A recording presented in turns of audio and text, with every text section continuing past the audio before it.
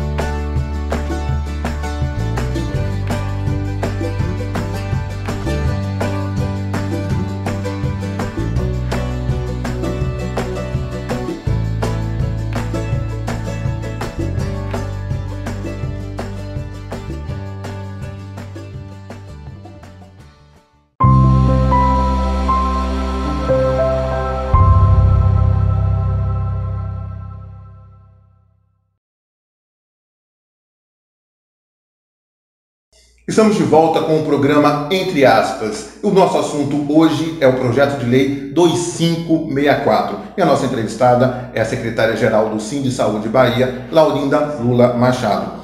Laurinda, eu te pergunto, está em vigor a PEC, né, 173, que no artigo 8º veda qualquer tipo de ou qualquer espécie de remuneração até o mês de dezembro para os profissionais de saúde. Se o projeto vir a ser aprovado, ele não vai de encontro ao que determina a PEC? Olha, mesmo que ele vá de encontro, é importante que ele seja aprovado, porque a PEC, ele fala só o final de 2020. Então é preferível que ele seja aprovado agora e que esses 6 meses, inclusive, sirva de preparo dos estados, dos municípios se adequarem a essa PL, né, à nova lei, porque ele passa a ser lei, se ele for aprovado, ele passa a ser lei, né? E aí, a partir de 2021, a gente já entraria com um piso salarial com horas, né, de 30 horas semanais. Então, inclusive, daria tempo porque vai ter que, com a diminuição da carga horária do profissional, eles vão ter que admitir mais profissionais, né? Então isso também é bom porque vai dar trabalho a essa categoria de enfermagem, né? Que tem muita gente desempregada, né? Agora, na pandemia, então pegaram muitos profissionais de enfermagem, inclusive que não estavam nem preparados para trabalhar, porque se formaram há um tempo atrás e não conseguiram emprego, né? E aí essas pessoas foram assim jogadas, né, na assistência de uma hora para outra, sem dar tempo dessa preparação. Isso daria tempo para que todos se organizassem para receber e para fazer cumprir a lei. Ele iria por fim também a terceirização da profissão, da contratação terceirizada desses profissionais? Sim, eu não acredito não, mas diminuiria. Eu acredito que vai diminuir um pouco o interesse dessas empresas, né? Mesmo porque, inclusive essas empresas, junto com várias outras, né? Os profissionais médicos da saúde complementar, por exemplo, né? Da medicina complementar, eles estão contra esse projeto, né? Porque eles estão acostumados a trabalhar com mão de obra barata, eles estão acostumados a lucros, né? E se aprovado, vai diminuir o lucro. Se aprovado, vai diminuir o lucro, né? Então é importante que ele seja aprovado e é importante que, inclusive, se por acaso não diminuir, que essas empresas também, eles vão ter o dever de cumprir com a lei, né? Então existe um movimento muito grande para que esse projeto seja encaminhado, porque não é interesse, né? Então eles já trabalham com a exploração da mão de obra, né? E eles não vão poder fazer isso, porque se tem um piso salarial nacional, eles vão ter que praticar. Os servidores públicos em geral aqui no país estão sem aumento salarial há 6 anos. Né? O governo alega que não tem como dar esse reajuste. E se aprovado, não vai ser um reajuste, sim, vai ser uma adequação do salário da categoria. Então, o governo do estado vai ser obrigado a dar, se aprovado. Ele terá a obrigação de dar. Entendeu? Porque não é reajuste salarial, é diferente. Foi feito um estudo pelo DIEESE e o DIEESE colocou que esse impacto não seria tão grande, porque isso reverteria, né, na diminuição do adoecimento, né? Essa questão de não ter verba, isso é mera enganação do governo, né? Então essa questão, inclusive, que fala-se sobre o impacto, né?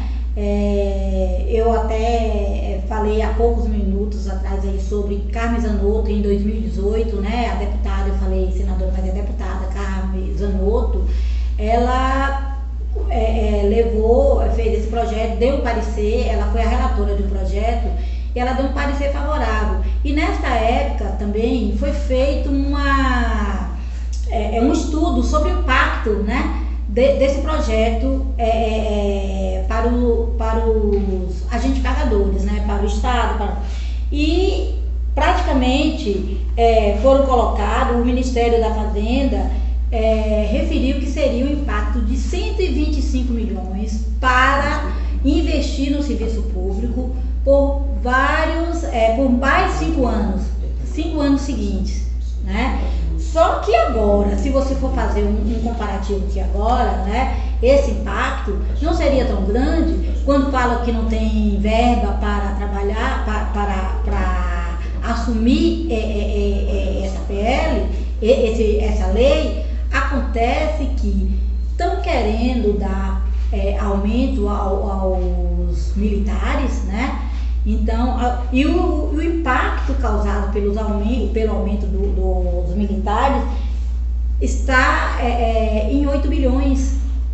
como é que não pode, né, dar um aumento, aprovar uma lei, né, que não é aumento salarial, onde é um piso salarial, né, para os profissionais, né, dizendo que não tem, e ao mesmo tempo, paralelo a isso, está querendo dar um aumento aos militares, onde tem um impacto de 8 bilhões, né? Então, como você me perguntou, o governo do estado, ele teria que ajustar, porque não é reajuste salarial.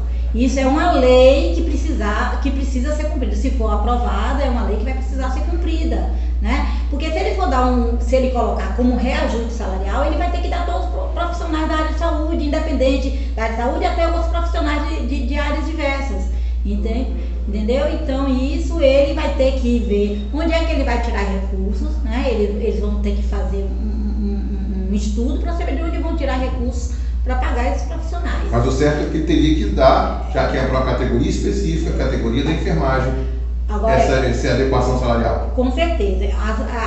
Agora, uma coisa eu quero chamar a atenção. No estado da Bahia, nós, profissionais, nós temos já uma carga horária de 30 horas semanais, né? Nós já temos, a gente não tem o piso salarial, mas o estado, quando a gente assina um contrato por 30 horas semanais. As pessoas que trabalham 40 horas semanais são pessoas que assinaram um documento dizendo que gostaria de extensão de carga horária. É uma extensão de carga horária, né? Então isso é diferente, porque as pessoas falam, minha carga horária no estado já é 40 horas, eu trabalho, mas aqui no estado a carga horária são 30 horas semanais. A 40 horas semanais equivale a uma extensão de carga horária de comum acordo com o profissional. O Entre Aspas vai fazer mais um breve intervalo. A gente volta já já. E o projeto 2564 volta a ser debatido.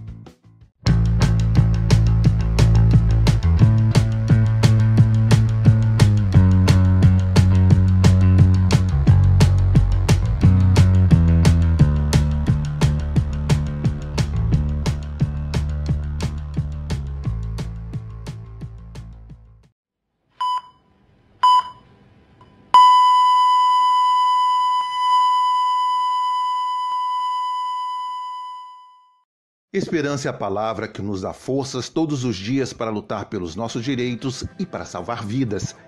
Esse inimigo invisível continua a matar e a fazer muitas famílias tristes. Temos uma chance através de pequenas doses. Doses que aos poucos nos fortalecem, mas é preciso que todos acreditem e digam sim à vacina. Vacina já e pelo SUS. O Sindsaúde Bahia está nessa luta pelos nossos direitos e pela saúde de cada baiano, de todos os brasileiros. O Sindsaúde Bahia quer o melhor para você. Unidos somos capazes de superar esta pandemia. Vacina já, vacina para todos, vacina pelo SUS.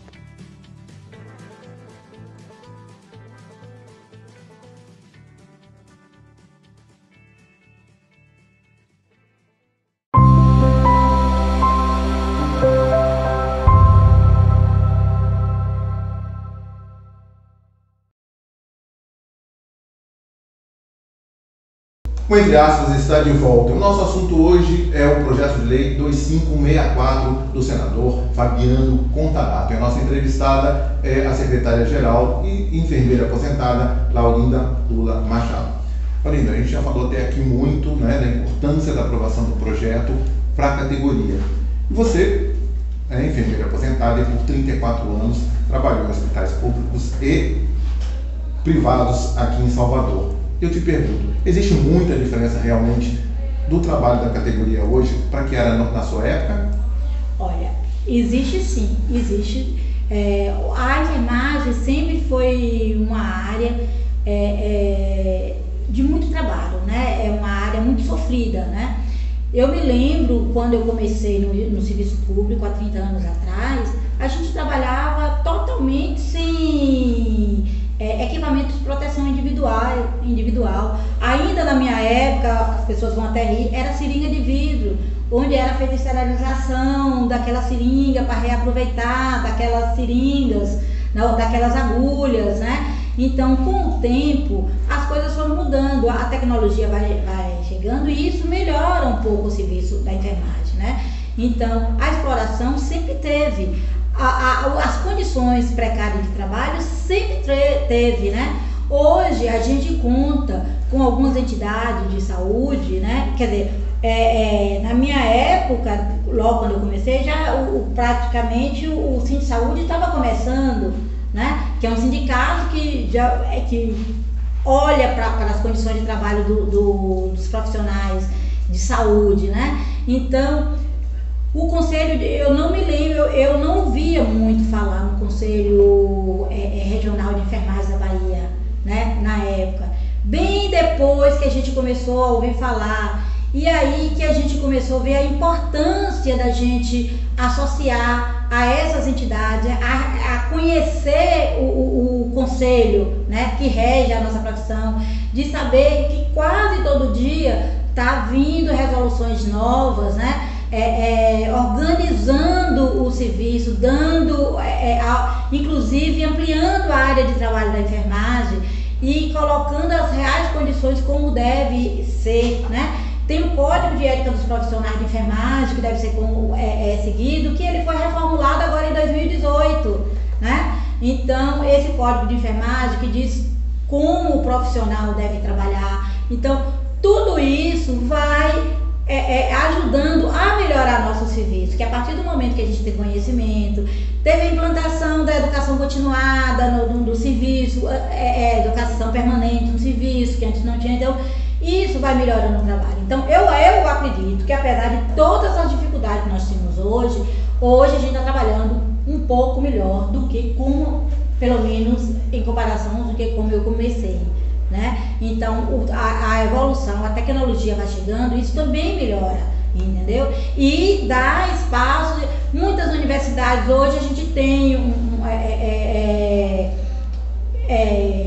condições de fazer cursos na área, que antes a gente não tinha. Eu me lembro na época que eu me formei, existiam 4 escolas de enfermagem, era a UFBA, católica, tinha, se não me engano, Jequié, e se não me engano, Feira de Santana veio bem depois. Então eram poucas as escolas, né? E como você define, perdão, te interromper, como você define a situação da categoria hoje? A categoria hoje, apesar de toda essa evolução, ainda está muito aquém do que merece, entendeu? A categoria hoje ainda é muito explorada, principalmente por esses baixos salários, é muito explorada pelas condições que é oferecida de trabalho, né? Hoje é muito explorada pelas condições dessa precarização do trabalho, né? Hoje você trabalha com pessoas trabalhando na mesma função, fazendo a mesma coisa, onde essa daqui ganha X, essa daqui ganha X mais Y, ou então X menos Y, entendeu? A questão da insalubridade, né? Enquanto eu estou fazendo o mesmo trabalho, essa empresa que é do Estado, às vezes está me dando uma insalubridade de um valor, essa que é terceirizada, às vezes nem está me pagando a insalubridade, né, que eu mereço. E isso o que faz? Isso aumenta o estresse, aumenta inclusive essa coisa da amizade do trabalho, né? Achar, não, você ganha mais do que eu, sabe? Isso também interfere. A gente fala que não, mas se você for olhar essa inter-relação no ambiente de trabalho, tudo isso interfere. Então hoje nosso trabalho, a enfermagem ainda é muito explorada, a gente precisa melhorar as condições de trabalho, a gente ainda, apesar do conselho vir trabalhando, né, há algum tempo em cima desse subdimensionamento de enfermagem, né, a gente ainda está tendo muitas ações civis públicas por falta de contratação de profissional, exigindo que as empresas contratem profissionais, né? Porque o que você sabe? Se eu trabalho com uma quantidade insuficiente de profissionais, eu não vou dar uma assistência adequada, né? Se eu posso cuidar de 4 pacientes e estou cuidando de 10, 15, claro que a assistência não vai ser ideal, né? Então hoje a gente precisa ver todas essas questões, né? As questões trabalhistas, né? Essas empresas que não cumprem o trabalho, né? As questões trabalhistas, às vezes até um contrato, você contrata hoje aqui, daqui com um mês você é tirada do trabalho porque o Estado rompeu o contrato com aquela empresa, já passou para outra empresa, né? Então é uma instabilidade muito grande, então é um estresse muito grande, é um adoecimento muito grande, né? Que esses profissionais estão submetidos. E pelo que eu vi até aqui na nossa conversa, boa parte de todos esses problemas apresentados por você podem vir ser corrigidos com a aprovação da PL 25, do projeto de lei 2564. Paulina, infelizmente nosso programa... Só corrigindo o que você acabou de falar. E isso vai depender muito também do interesse de quem está fazendo a gestão do serviço, né? Então, a gestão do serviço, porque eu posso ter o salário, né? Um salário digno, as horas extras, mas podem diminuir o número de profissionais e eu ter que fazer o dobro do trabalho que eu fazia, né? Então depende muito da gestão, né? Então não significa que vai melhorar em termos financeiros, mas precisa também ser olhada a qualidade do serviço e a qualidade da gestão, né, desse serviço. Infelizmente nosso programa está chegando ao fim e eu peço a você, né, suas palavras finais, mande um recado para a categoria, né, o que deve ser feito, eles acreditarem no projeto e que mantenham a luta. Eu fico feliz em estar conversando sobre isso, né? E o que eu coloco para os colegas é que não desistam, né? Nós somos mais de 2 milhões de profissionais de enfermagem.